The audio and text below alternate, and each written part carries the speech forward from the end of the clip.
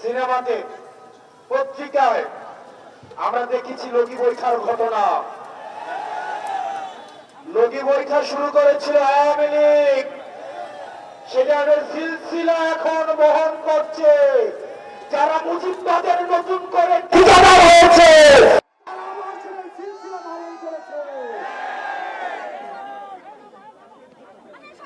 সেদিন থেকে রুমিন ফারহানারা ৩২ ভাঙার জন্য তারা মায়া কান্না জুড়ে দিয়েছে। সেদিন থেকেই বুঝে গিয়েছি যে এই দল চাঁদাবাজদের অভয়ারণ্য পরিণত হবে। আজকে শুনলাম একজন বলছে নেতা যদি অর্ডার দেয় 10 মিনিটে নাকি সরকার পতন করবে। এই 17 বছর কোথায় ছিল? দেশ নেত্রী বেগম খালেদা জিয়ার বাসার সামনে ট্রাকটা পর্যন্ত ছড়াইতে আসেন না। আমি জনগণকে বলবো, আজকের ঘটনাকে আপনারা মুড়ে মুড়ে আপনারা বিগ স্ক্রিনে মানুষকে দেখান, তারপর সিদ্ধান্ত নিতে বলেন যে পরবর্তী বাংলাদেশটা কোন চাঁদাবাজদের হাতে তুলে দিবে। প্রিয় তরুণ প্রজন্ম, আপনারা রক্ত দিয়েছেন। আমার এই ভাইটা চোখ হারিয়েছে। আমার এই ভাইয়ের কাছে জিজ্ঞেস করতে হবে।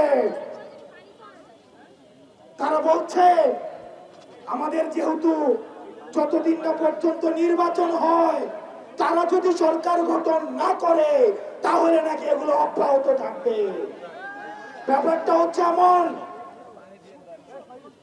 আমি চুরি করতে থাকবো, না হয় আমাকে বাসার চাবিটাই আমার হাতে তুলে দাও।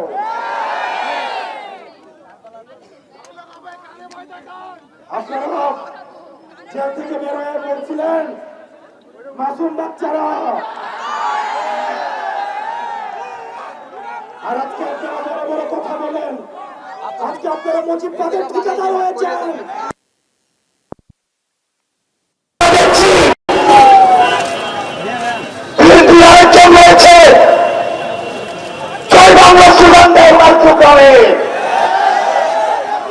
যদি বিএনপি করে জয় বাংলা স্লোগান দেওয়ার আগে তাহলে বিএনপি করার কি দরকার, আওয়ামী লীগ করা উচিত।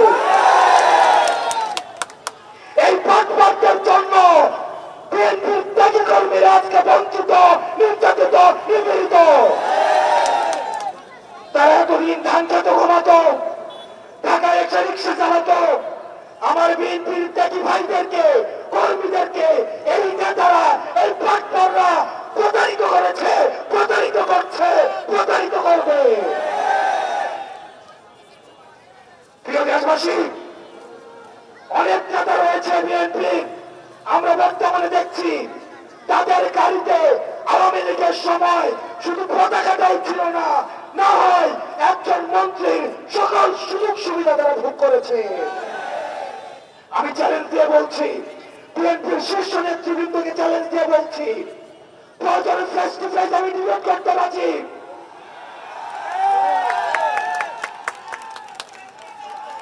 আপনারা